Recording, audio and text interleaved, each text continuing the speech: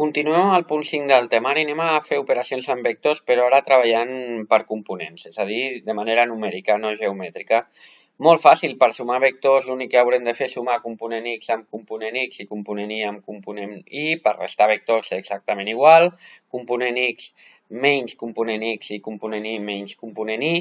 I per multiplicar un número per un vector el que farem és multiplicar les dues components per aquest número. El mateix que si dividim, dividiríem les dues components per aquest número. Anem a posar un exemple d'operació. Per exemple, anem a fer aquesta operació d'aquí. Tenim aquests vectors A, 2 menys 1, B, 3, 6, C, menys 3, menys 2, i ens demanen que calculem dues vegades A menys el vector B dividit entre 3 més el vector C. El primer que farem serà substituir aquests vectors per les seves components.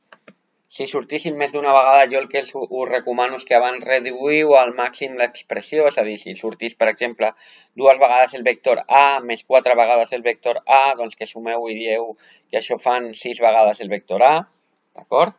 Molt bé, doncs aquí tenim, hem substituït els nostres vectors per les seves components. I ara calculem, en aquest cas hem de multiplicar per 2, doncs 2 per 2 donaria 4 i 2 per menys 1 donaria menys 2. Doncs aquí ho teniu, 4 menys 2. I la divisió, en aquest cas 3 dividit entre 3, que donaria 1, i 6 dividit entre 3, que donaria 2.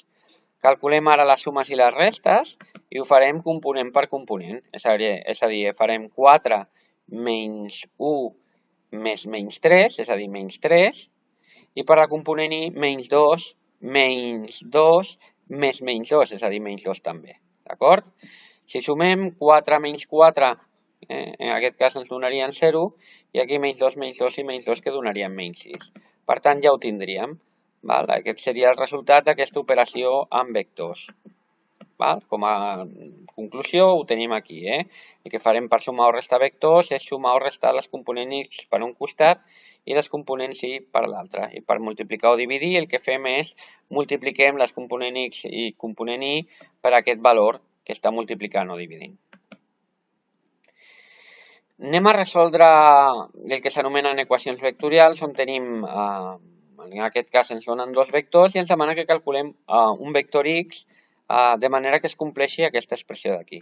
Funcionen exactament igual que si fos una equació, és a dir, el que farem serà posar els vectors incògnites en un costat i els altres a l'altre costat de l'igual. En aquest cas, aquest vector 2b el passaríem a l'altre cantó restant, o el que és el mateix, restaríem aquest vector als dos costats de la igualtat, i ara el que fem és reduir, entre cometes, vectors semblants, és a dir, menys 3 vegades el vector b, menys 2 vegades el vector b, ens donaria menys 5 vegades el vector b, d'acord? I el que farem ara seria substituir per calcular aquesta expressió, substituint el vector a per les seves components i el vector b per les seves components. Calculem. En aquest cas, 2 per 2 serien 4 i 2 per menys 1 serien menys 2. I 5 per 3 farien 15 i 5 per 6 donarien 30. Deixo el negatiu i només multiplico per 5. Molt bé, ara faig aquesta resta d'aquí. Ens donaria 4 menys 15 i menys 2 menys 30.